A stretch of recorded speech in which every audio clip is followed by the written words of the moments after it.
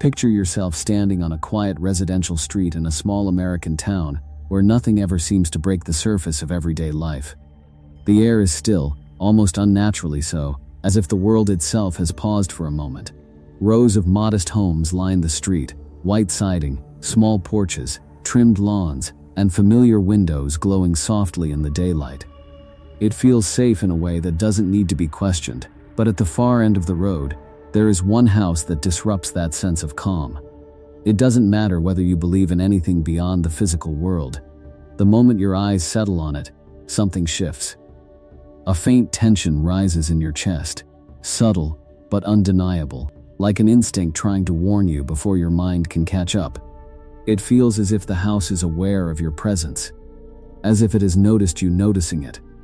This is the Villisca Axe murder house, one of the most infamous and disturbing crime scenes in American history, and a place many believe still holds on to what happened inside it over a century ago. The story begins in Villisca, Iowa, in the summer of 1912. At that time, Villisca was the kind of town where trust came naturally. Doors were left unlocked, neighbors relied on one another, children ran freely through the streets until nightfall without fear. Violence wasn't part of the town's identity. It felt almost unimaginable. The Moore family represented everything about that sense of normal life. Josiah Moore was a respected businessman, known in town for his steady work and reliability. His wife, Sarah, was deeply committed to her family and active in their church community. They had 4 children: Herman, Mary Katherine, Boyd, and Paul. To everyone who knew them, they were simply a happy, ordinary family living a peaceful life. On June 9th, the Moores attended a children's church program at the local Presbyterian church. The evening was warm and calm, filled with music, laughter, and the comfort of routine. Parents watched proudly as their children participated in performances. Nothing about the night suggested anything unusual was coming. After the event, 2 young girls, Lena and Lena Stillinger, asked if they could stay overnight at the Moore home. They were friends with the Moore children, and sleepovers were a normal part of life in Villisca. Sarah agreed without hesitation. It was a simple act of kindness, one that would later become tied to an unspeakable tragedy. That night, the household went to sleep as it always did. Lamps were extinguished, rooms grew dark, and silence settled over the home. Outside, the town remained peaceful, completely unaware that something unimaginable was about to take place inside that house.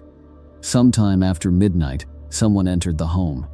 There were no signs of forced entry, no broken locks, no shattered glass, no indication of struggle at the doors or windows. Whether the intruder was already inside or had entered unnoticed will never be known. What is known, however, is deeply disturbing. They did not bring a weapon. Instead, they retrieved the family's own axe from the shed outside. Then, they returned inside the house. The movement through the rooms was slow, controlled, and deliberate. There was no panic, no noise, no rush. It is believed the intruder paused in the hallway, listening to the sound of 8 people breathing in their sleep, each unaware of what was approaching. The first attack occurred in the parents' bedroom. Josiah Moore was struck first, the force of the blow so severe that it caused catastrophic injury. Sarah was attacked moments later, before she had the chance to fully wake or react. After that, the intruder moved through the house room by room. Each child was attacked in their sleep. Some were struck multiple times. Evidence later suggested that at least one child briefly awakened and attempted to escape, leaving signs of movement and struggle within the room. Blood patterns found on walls and furniture painted a terrifying picture of confusion and fear. The axe was used in different ways, sometimes with the blade, sometimes with the blunt side. That detail has unsettled investigators for decades. It suggested not just violence, but control, intention, or something far harder to understand. Finally, the intruder climbed the stairs to the guest room, where Lena and Lena Stillinger slept. They did not survive. By morning, 8 people were dead inside the home. But what happened after the killings is what continues to disturb people most. The intruder did not immediately leave. Instead, they moved through the house calmly. Mirrors were covered. Windows were draped with fabric or clothing. Even glass panels and doors were concealed, as if the person inside could not stand reflections. or did not want anything looking back at them. In the kitchen, food remained on the table. A plate was left unfinished. A bowl of water and blood-stained cloths suggested the killer had taken time to wash before leaving. There was no urgency in their actions, no fear of being caught, only control and calm. In the Stillinger girls' room, investigators later found evidence that someone had stayed there longer than anywhere else. The positioning of objects and bodies suggested a lingering presence, as if someone had remained in the darkness long after everything was already over. When the bodies were discovered the next morning, Villisca was permanently changed. People rushed to the house, and the scene was quickly overwhelmed.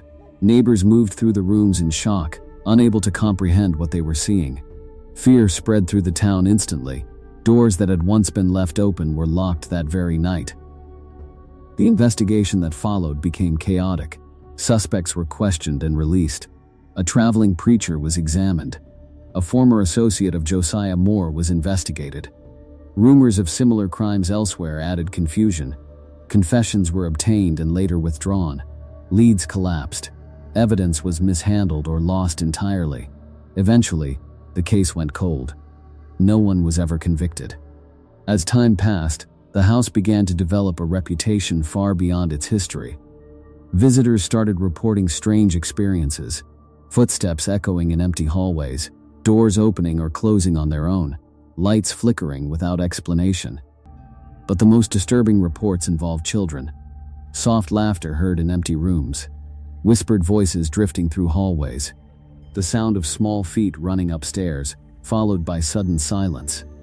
Some visitors reported hearing screams, brief, distant, and chillingly real, as if the moment of violence itself was still echoing through time. Eventually, the Villisca Axe murder house became known as one of the most haunted locations in America. People who spent the night inside reported being touched or grabbed by unseen forces. Some felt pressure on their chests while sleeping. Others woke with scratches they could not explain. Many described being pushed or pulled without warning. Paranormal investigators eventually arrived. During one investigation, a small object placed on the floor began to move on its own, slowly at first, then with more intent, as if responding to something unseen. Audio recordings captured something even more unsettling, a child's voice whispering in the dark, "Don't go upstairs." Despite the warning, investigators went upstairs anyway. One of them collapsed shortly after, later describing a crushing pressure on his chest, as if something invisible had struck him with overwhelming force. Many believe the attic is the most disturbing part of the house. Some say it is where the killer hid that night, waiting in silence as the family returned home and went to bed. Visitors who enter the attic often describe immediate unease. The air feels heavier. Breathing becomes difficult. The silence feels dense, almost alive, as if it is holding its breath. Even skeptics admit the atmosphere changes inside the house. It doesn't require belief, it only requires experience. Some believe the violence left an imprint on the house itself. Others think the place is trapped in repetition, endlessly replaying the events of that night. Whatever the explanation, the feeling remains consistent. The house feels aware. Today, the Villisca Axe murder house is open to the public. Tours are offered, and overnight stays are allowed. But not everyone who enters makes it until morning. Some leave early, unable to tolerate the silence, the cold spots, or the sensation of being watched. Others wake from dreams so vivid they feel real, visions of figures standing at the foot of their bed, holding something in the dark. And the most unsettling truth remains unchanged.